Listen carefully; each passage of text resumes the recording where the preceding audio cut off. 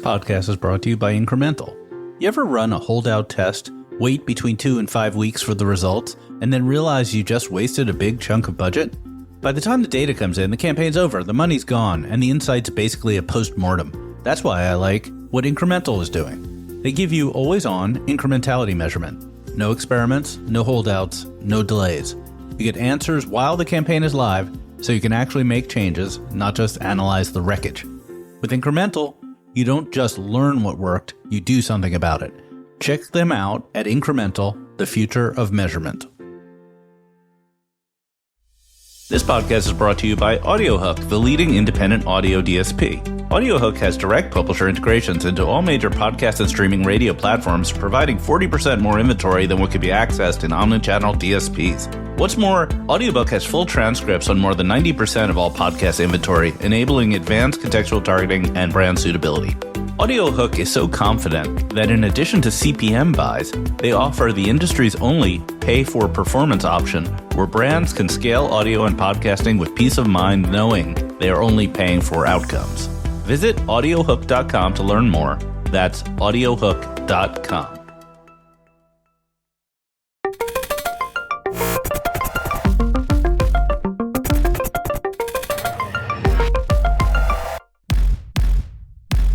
Welcome to the Marketecture Podcast. This is Ari Paparo. I'm joined today by Eric, Italian Beef Franchi.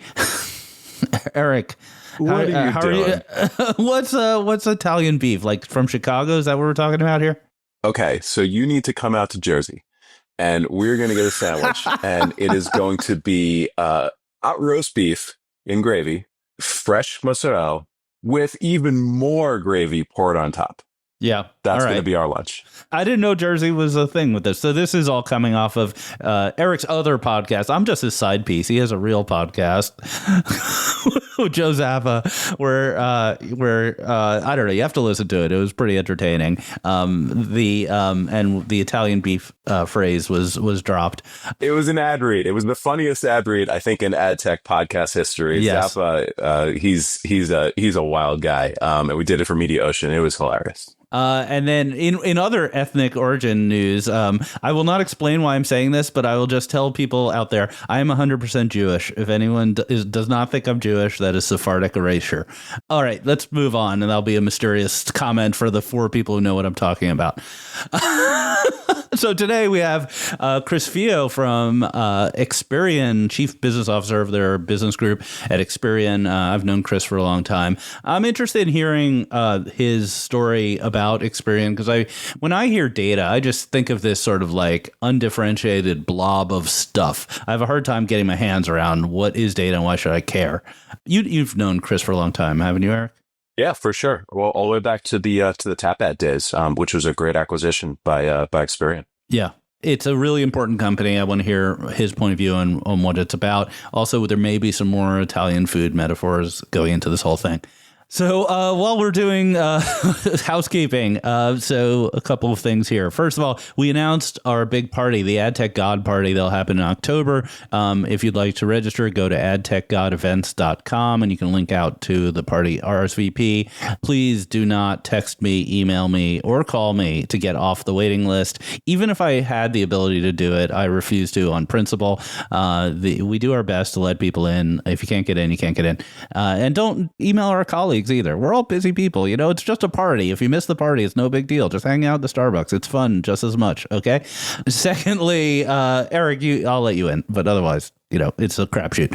And then secondly, on the personal note, probably most people know I have a book coming out. And I just sent an email this morning, Thursday morning, that I'm doing a reading on August 7th at the Index Exchange, New York office at the World Trade Center. If you're interested in hearing from me, reading, a little signing, etc., we'll be selling books as well. Please RSVP. You can find the link probably on my social or at aripaparo.com.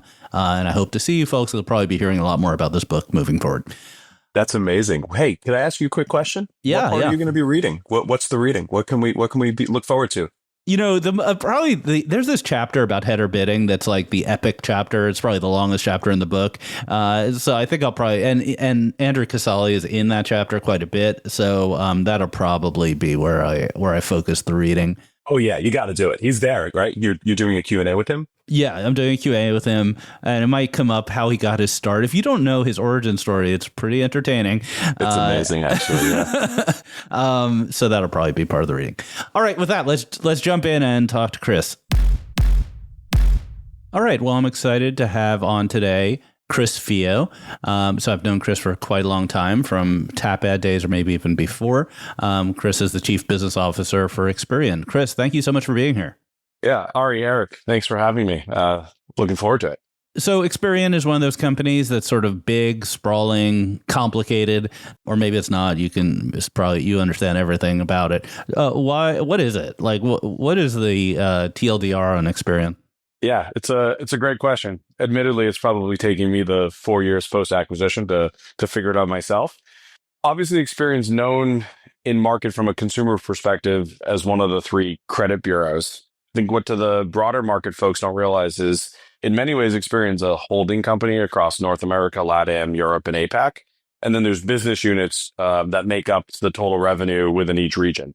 So markets operate bureaus, markets operate the consumer business. And when I talk about the consumer business, if you see us with Travis Kelce or the Purple Cow on TV or sponsoring Mike Tyson and Jake Paul, that's the consumer business that exists today. We've got an auto business, a healthcare business, and then marketing services. And so I oversee marketing services as the Chief Business Officer. And that's really the role that we play across identity, audience, outcomes, and now curation across the ad tech ecosystem. It's the advertising stuff. The advertising stuff. So I can't let it go by that you just kind of shoved in there Purple Cow. So that it was Travis Kelce I got, and then you just said Purple Cow. Can you explain what Purple Cow means? One of our first kind of large TV campaigns, probably 10 years ago, was John Cena and a purple cow. And that creative ran for a long time. The origin behind it, still unknown. Some British play on humor, but it worked out really well. And here we are. I think more interesting was the first time my mom called me and said, "Wait, don't you work at Expedia?" And I said, "No, that's Experian, Mom." She said, "I thought so." And I saw them sponsor a boxing match with Jake Paul. And I was like, great. And I finally made it, 16 years into my career. So Experian is effectively a data company in the advertising world. So I've always shied away from having data companies on this podcast because it's always like, I have data, you have data, and there's not much else to talk about. Give us the pitch on why data is interesting. For us, data means a multitude of things, right? We have data about identity. And so when we think about the world of identity, it's who's Ari, Chris, and Eric in the real world, right? How can we both identify us as consumers and address us in the offline world? So things like name, phone number, address, clear text, email. We have that for the full US population. And that's what we call our identity spine. We then have a digital version of that identity spine, which is, again, another form of data. That's the legacy Tap Ad business, as you're familiar. How do you find and address a consumer when they're across channel and cross device? We have data that's shared with Experian and compiled from an audience perspective. And that's mostly used for profiling, enrichment, targeting, right? Prospecting and upsell, retention, et cetera. That ranges from intent and behavior to core demographic to what type of cars in your driveway, because we have every DMV record updated monthly. And so for us, data is meant to, like I said, a multitude of things, with obviously Audigent being the most recent piece to the Experian and Experian Marketing Services family around things like contextual and real-time signal from consumers across their publisher footprint and how they engage with content and websites. Yeah, so you acquired Audigent. I think that's what prompted us having you on. That was already been a couple of months, so maybe 6 months. I'm sort 8 months. Close end of year. Yeah. So what was the deal? Why'd you buy Audigent? If you go back to the combination of identity and audience, where the bulk, 95% of our revenue comes from, we've been seeing a continuous change in the ecosystem, right? You have change in signal, you have ID deprecation or not deprecation, depending on how you look at it, privacy. And from our perspective, we've been best in class at building data products that we deliver, and our clients predominantly build product and service on top of, right? Whether you're a DSP or an SSP, another data provider.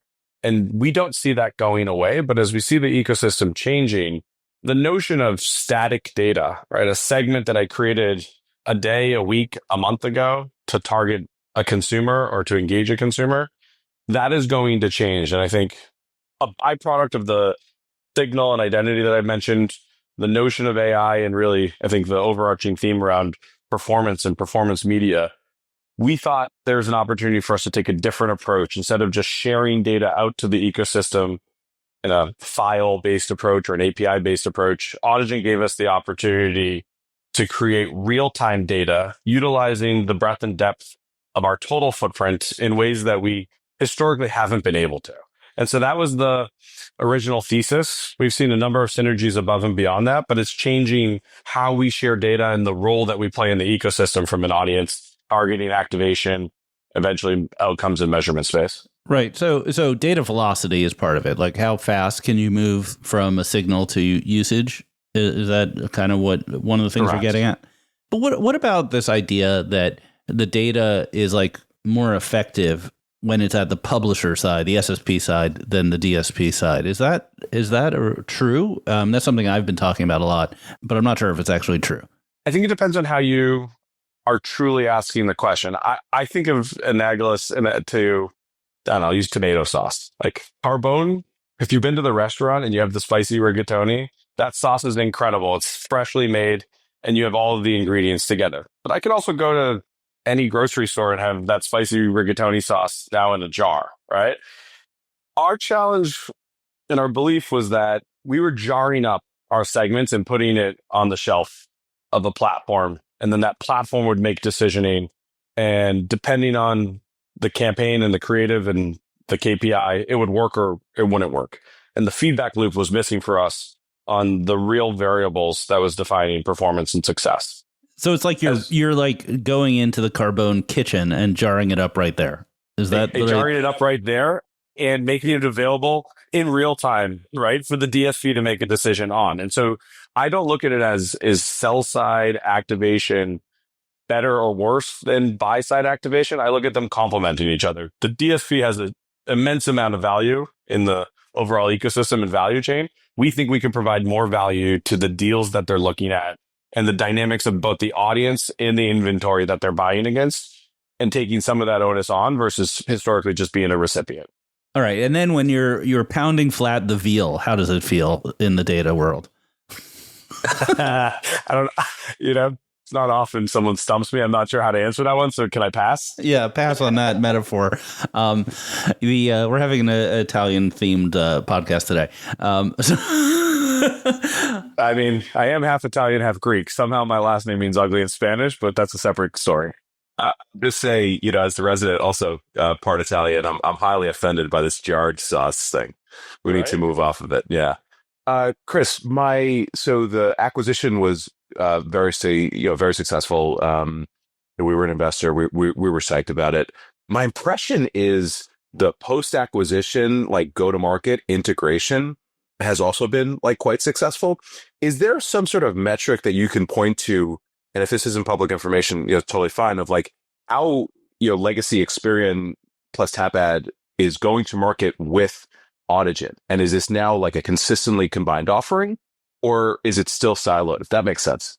It does make sense. At this point, I'd say we're just starting to really tap into the synergies on how we go to market.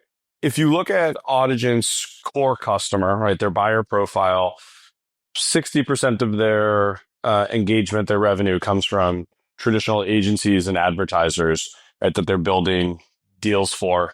And then those deals are running across their preferred both supply and channels. We as Experian have large relationships with holding companies. We historically haven't worked with, the Mindshare Nestle team. I'm not even sure if that's the right combination, but that's just not been our customer. We've always worked with the Choreograph inside of WPP or the Analect Omni inside of Omnicom, et cetera.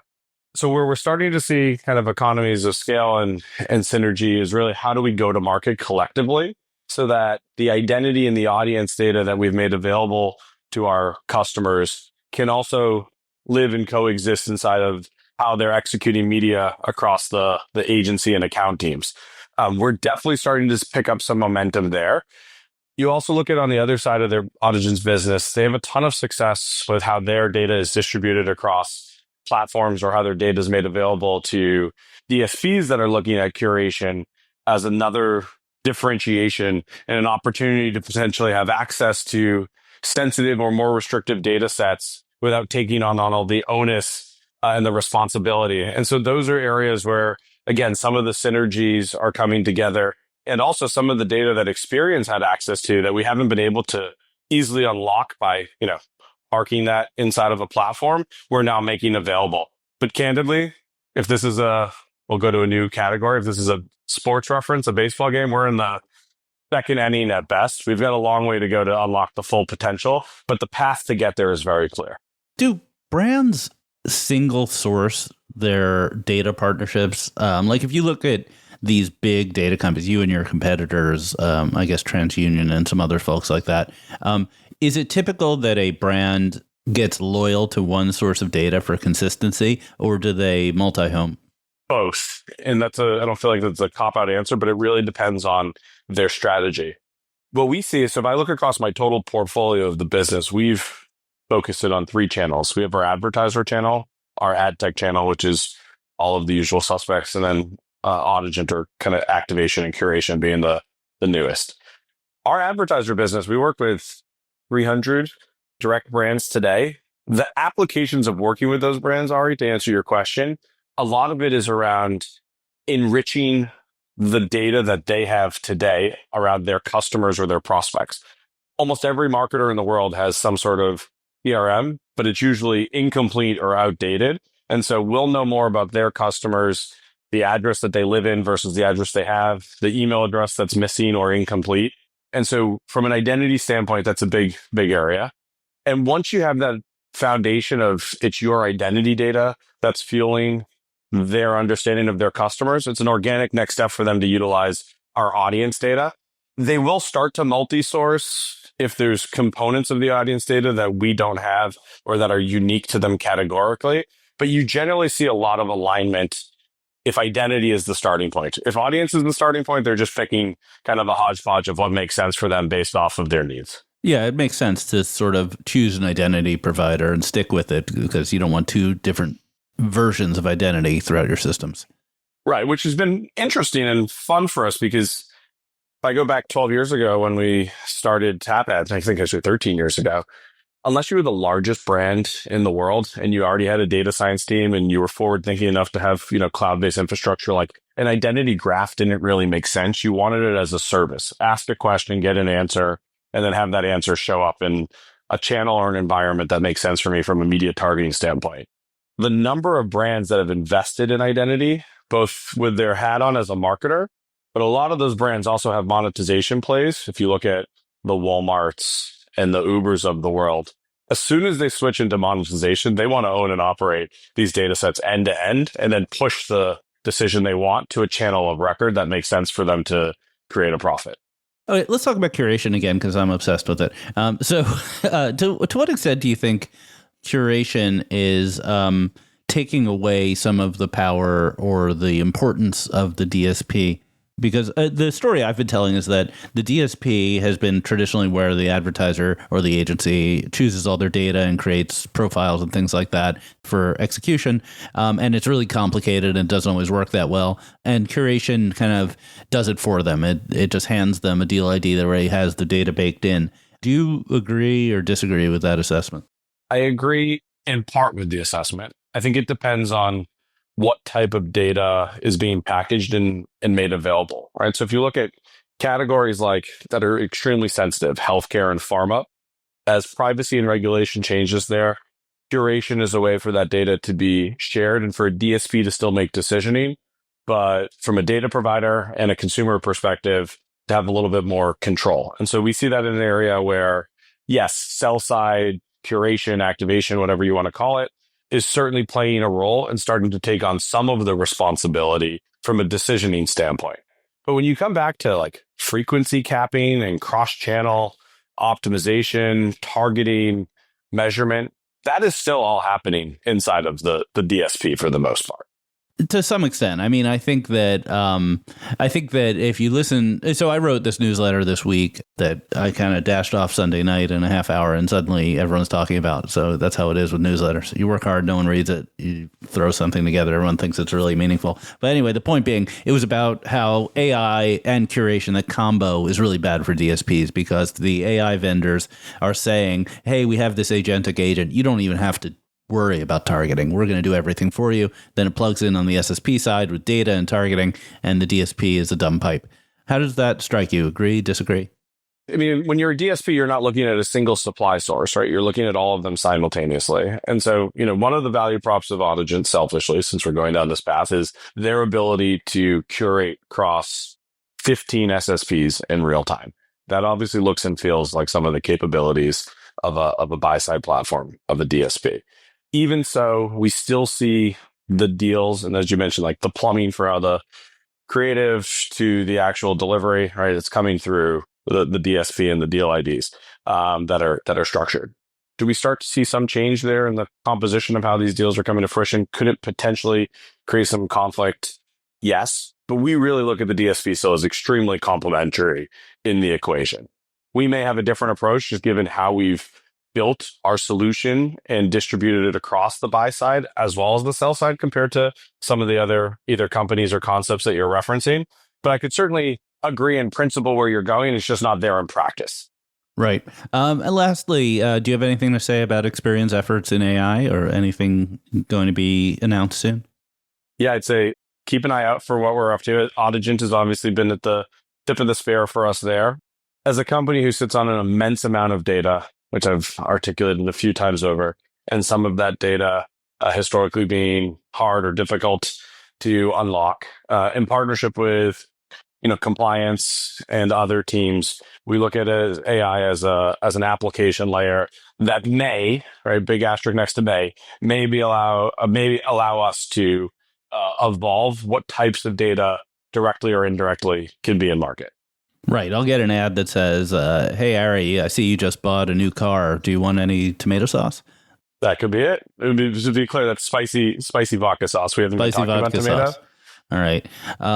Chris, you've always been a good person to be friends with because you picked up the tab on a number of my meals, and I appreciate the Carbone reference. I mean, we've probably been to Carbone at least once together in our lives. I believe so. All right. Well, this was awesome. We're going to take a break and come on back with the refresh news of the week. We're in the summer doldrums, so there's not that much news, a bunch of trend stuff. But I think there's some interesting tidbits we'll hit on. So we'll be back. A word from our sponsors. Today's marketing leaders need more than dashboards. They need answers. That's why Zeta built Zeta Answers. It replaces guesswork with strategic control so you know where to spend and how to grow. It gives you customer foresight using predictive AI to target intent before it happens. It delivers full funnel clarity, tying media to real outcomes, online and off. It puts on-demand intelligence in your team's hand, no dev tickets, no delays. And with live campaign insights, you can optimize while campaigns are still flying. Zeta Answers doesn't just measure outcomes, it drives them. See it in action at zetacmo.ai/answers. Again, that's zetacmo.ai/answers. All right. Welcome back, everybody. Welcome to the refresh, aka the news of the week. So it is the last week of July, so it is a little bit of a lighter time out there, but there's a couple of kind of really interesting things that happened this week. Google earnings and some more news out of Google. A bunch of interesting data dropped around AI search, which is obviously super relevant for our business in a number of ways. But I think maybe the coolest thing that I came across this week was that newsletter you dropped, Ari, about how curation and AI could kill DSPs and some of the reactions. So I think it's newsworthy. Let's talk about it. For the listener who didn't read it, could you summarize the piece? Yeah, sure. So the summary was essentially that the DSP is a complicated piece of software, has a lot of things it does, a lot of functions and a lot of value drivers. And some of those are starting to be eroded. And as we just talked with Chris about, the data element has already been eroded to some extent by curation. Programmatic guaranteed is another erosion of the DSP. The DSP doesn't want to be a dumb pipe, but like everyone else wants it to be. And what is clear to me when I watch or hear from vendors who are offering agentic AI solutions for advertisers is that those solutions are saying, well, we're going to do all the kind of targeting and optimization for you. And that's really, it's almost like you're taking the engine out of the car. Like that is a really big piece of the DSP value prop. And while, there's nothing to say a DSP can't have an agentic AI, the difference is that if you take the main value prop out of the DSP, then you flatten the value chain between the SSP and the DSP. They don't both have to do this thing. And it sort of begs the question about whether you need that extra hop, which is part of a long-term trend of the SSPs competing with the DSPs and the DSPs going to the supply side. So it's just another kind of lever in that overall trend and that overall space. What were some of the takes that you thought were particularly interesting that people piped up on? Well, it seemed like it was sort of an idea whose time had come, because I think I was kind of the first person to put it in writing. And then everyone was like, oh, yeah, of course. Yeah, obviously, that's what we're thinking, too. I even got an O'Kelly LinkedIn post, which is always a fun thing because he has such reach. Basically, I mean, this obviously dovetails really well with his strategic vision for Scope 3. And it's definitely an interesting situation where, you have people like Casale at Index Exchange pushing curation so hard, and then he has allies like O'Kelly, but also like Heimlich at Chalice and other people like that who are also pushing so hard, saying like we're doing all this cool stuff for advertisers, and then downstream you have buy-side ad tech vendors like MediaOcean who are also on board with this. They also want to disrupt the DSP because they think if it's going to be just a ad serving and measurement solution, why not use an ad server instead of a DSP? It's cheaper and more suited for purpose. So there was a lot of like agreement around it. Obviously, whenever you use the word kill, you're being hyperbolic. Nothing ever dies. Everything evolves. But it's an interesting angle to look at. Yeah, I mean, I think as we were chatting about, the direction of travel certainly suggests that Ari could be onto something. When that comes to kind of fruition, I think is probably what we're all curious into. What kind of scale does that take place? Because conceptually, again, I could get behind it. There's a lot of momentum and movement that would need to take from how advertisers and agencies work and their workflows and their teams. It will take time if that hypothesis comes to fruition. One of the stories here is, Chris, you said just a moment ago in the first half that one of the things DSPs give you is access to lots of different inventory. And that's really the important point. Like that is like if a DSP is valued by its customers for that reason, then curation's like a sideshow. If a customer thinks of open web inventory as a big blob they could get anywhere, then why you don't need cross supply, which means that the more distinct pockets of inventory a DSP has access to, be it like hedged gardens, walled gardens, et cetera, the more valuable they potentially are. I mean, don't underestimate how difficult it is to scale a deal on just one SSP and hit the KPIs of a performance advertiser, right? Again, from our perspective, we are constantly A/B testing the 15 or so SSPs that we have to figure out, can there be more concentration? And at the end of the day, yes, obviously some of the SSPs will see more delivery and more spend, but it comes back to the performance. And so having the fluidity to optimize the user, the campaign across all of the inventory sources within the price that's required is really important. Not something to underestimate the challenge there. And obviously the DSP has been an expert at that for some time. And frequency, I think that's a big part too.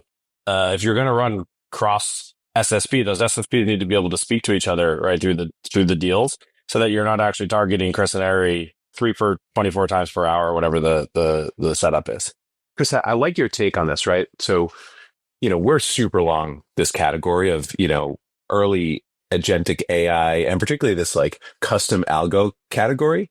And some of these businesses are growing as fast as any business I've ever seen, but it's still early. They're still relatively small relative to the size of TTD and just how much is flowing through that sucker, right? So it's like, you wonder what this trajectory looks like over time and when and if it truly does have an impact. One public comment that I thought was actually very interesting, and we should link it in the newsletter on Monday, is Paul Silver from MIQ. He had a very thoughtful take around, basically don't count the DSP out because of, where they sit in terms of just credit and cash flow, right? They're taking payments, they're holding, and they're paying the supply side, which is super, super important. And that's going to be a difficult thing to unseat. Yeah, I don't know that the DSPs have any unique ability to hold stuff on their balance sheet. Really, anyone with a big enough balance sheet can do that. It's unpleasant, so it could be that just the DSPs are used to having that unpleasant negative cash flow in their business, and other companies don't want to compete with them because they would have to also have negative cash flow. So I don't know. I don't know if that's really a moat, and if it is a moat, you don't really want that to be your moat. All right. Well, float is moat was Paul's take. Let's see if it truly becomes the case. I liked it. I like to just say float is moat. Yeah, float is moat all morning. All right, let's get into some news. Google reported last night, crushed earnings, revenue up by 14% to $96.4 billion for the quarter. So big. Net profit was up from $23.6 billion in Q2 of last year to $28.2 billion this quarter. The growth is coming out of Google Cloud, YouTube, and the core search business, all growing at double digits. Specific to this audience, there's one thing that did not grow at double digits. All right, what was that? The network business, down $90 million year over year. Yeah, down $90 million. Why is that happening? We don't know. The network business is a mishmash of a lot of different businesses. It's GAM, it's DV360, it's Google AdMob, it's other stuff. And we think that the mobile side is growing fast, which would mean that the display side is shrinking fast for the whole thing to be flat. And I think it's just more evidence. They need to spin that shit out. Come on, let's get on it. Let's get a spin out going. I have an announcement that you may have seen this morning. I don't know if you folks have seen this. I wish moments like this. I wish it was a video podcast. All right. I'm having trouble holding it in. Well, so yeah, so I have a GoFundMe to help me acquire AdX. Our goal is $1 million, which probably isn't enough for AdX, but it's a start. And I believe as of the recording, we have about $35 pledged. But two of the people who've pledged are Jonathan Bellick and Sam Cox, who are the architects of AdX. So if they're behind me, I don't see how I can lose. And it's going to be very exciting. We're going to give people log files. We're going to change the name of the product very often. We will cease doing any account management just to continue on the trend of Google's existing account management strategy. I'm really the right future owner of this. So please donate on my GoFundMe. You can find it on LinkedIn and on X. Consider the fund to now have $70. I will skip Sweetgreen today and contribute. If anyone contributes $100,000 or more, they get a free book. How does GoFundMe work? Do we have fractional ownership at the end of this, or are we just donating? No, it's just a donation for the greater good.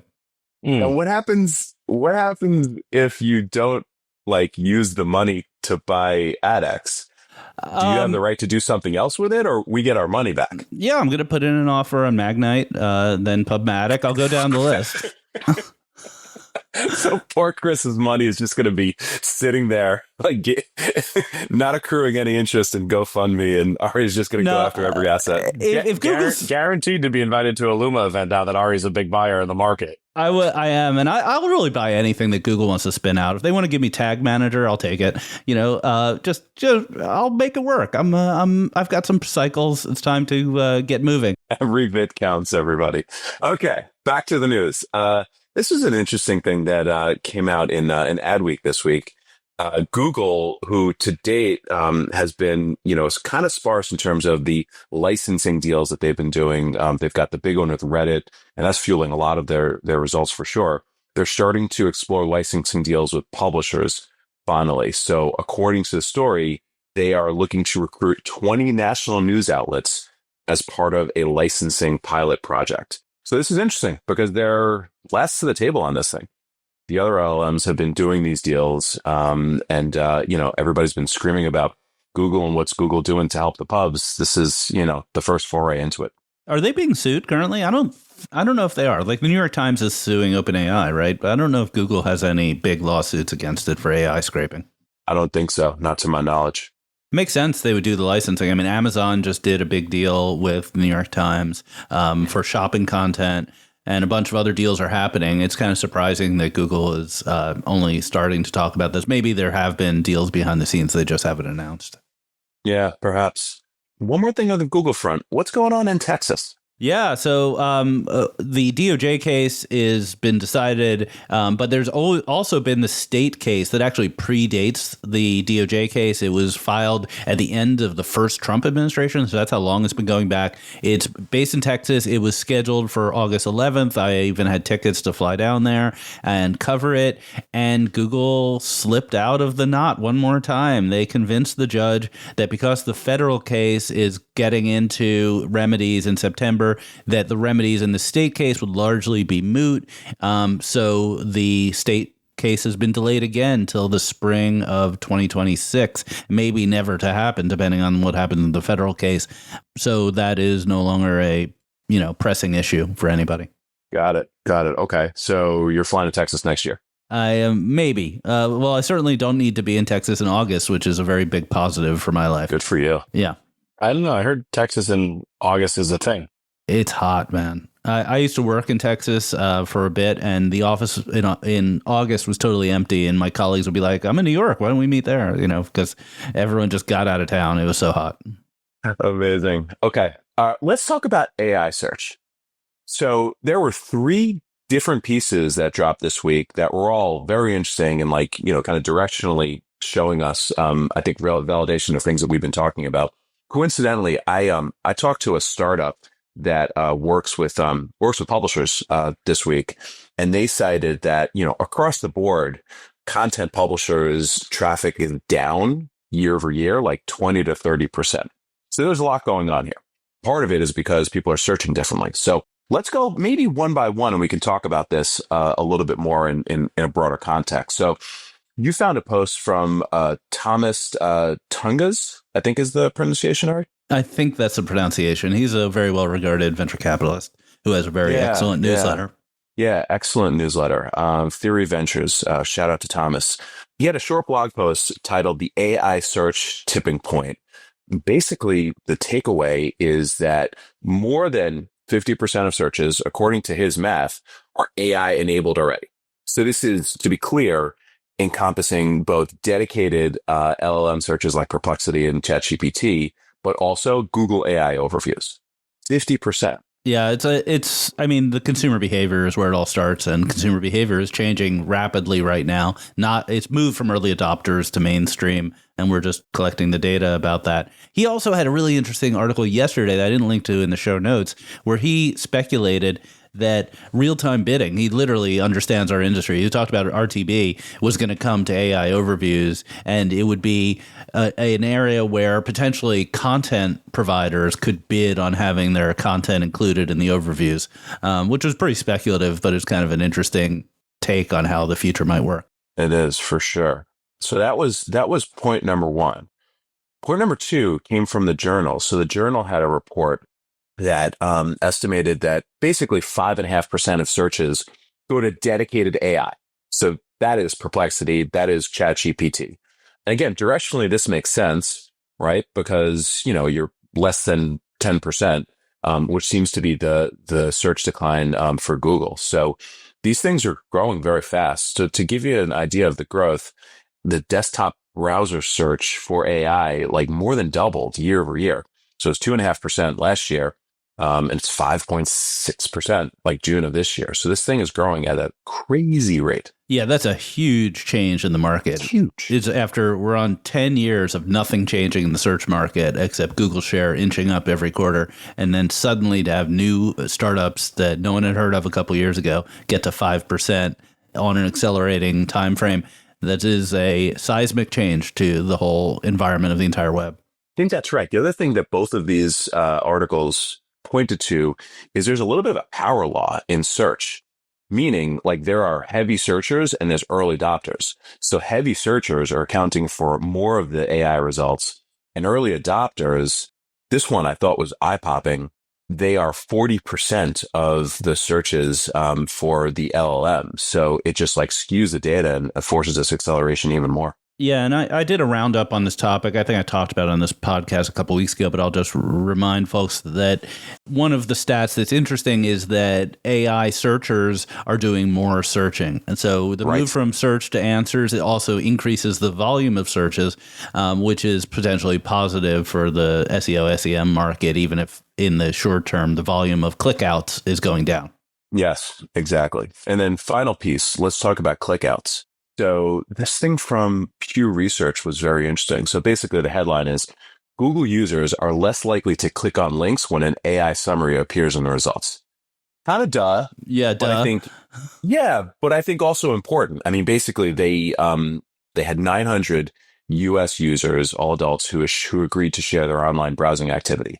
And, basically like the majority who get an AI summary don't click on a blue link. They don't click out. So this shows you like where this whole thing is going. But when they do click out, they convert more, right? The people who click out already know what they're getting. They're not just exploring a link. So again, it's a mixed picture on the effect on the outside world. Yeah. Where's this whole thing going? Like what is does this data change or maybe validate where both of your guys' view on like the open web goes over the course of the next 1, 3, 5 years? I mean, I think that the worst case scenario for the open web is still a possibility, which is that it effectively disappears and we get content, we do shopping, we talk to people all within dedicated apps that are powered by AI. That's the worst case scenario. Browsers, yeah. So basically, you're in Google's world, even if you're reading content from a journalistic organization. And then the kind of better case scenario is where it's sort of a hybrid, where in that scenario, the journalistic organization may get fewer clicks to their website or app, but they still have some control over monetization and licensing and user identity and stuff like that. Chris, what do you think? I tend to agree with Ari. I think the consumer's not realizing that they're engaging with Google or insert next AI solution here, especially as audio, I think really begins to pick up momentum for how AI is going to work from a search perspective. Ask a question, get an answer, not even typing or exploring content through whatever mechanism. So you're bullish on audio and voice in this future. Interesting. The text-based open web that we all grew up with, it's already evolving greatly, and I think it's going to continue to evolve at an accelerated pace. And it seems to me that somewhere around like data licensing, micropayments, just like alternative monetization than just ads is going to be like just absolutely paramount, in the near future.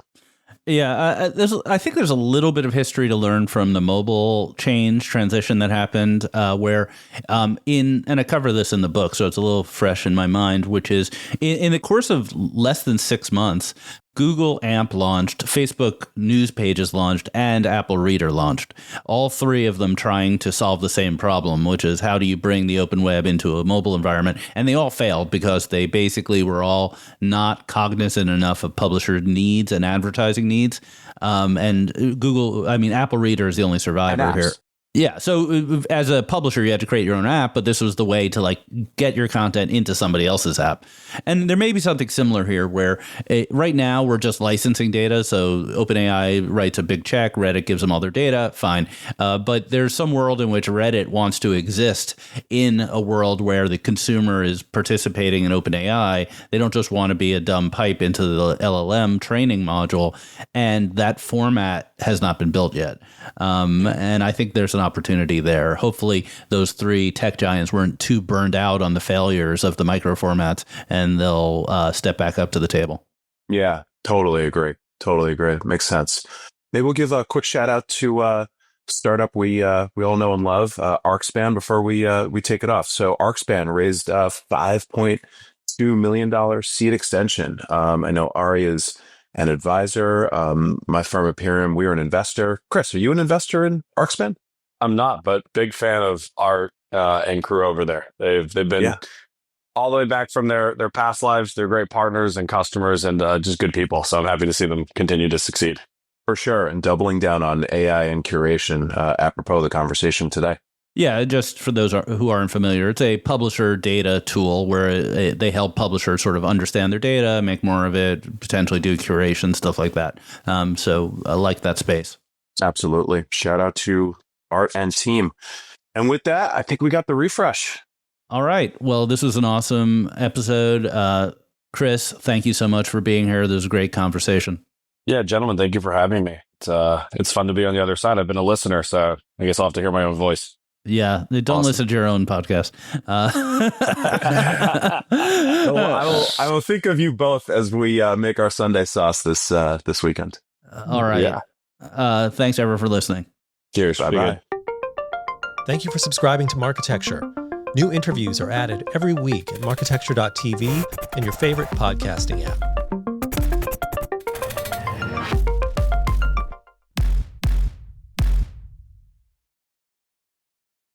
Thank you for listening to the Marketecture Podcast. New episodes come out every Friday, and an insightful vendor interview is published each Monday. You can subscribe to our library of hundreds of executive interviews at marketecture.tv. You can also sign up for free for our weekly newsletter with my original strategic insights on the week's news at news.marketecture.tv. And if you're feeling social, we operate a vibrant Slack community that you can apply to join at adtechgod.com.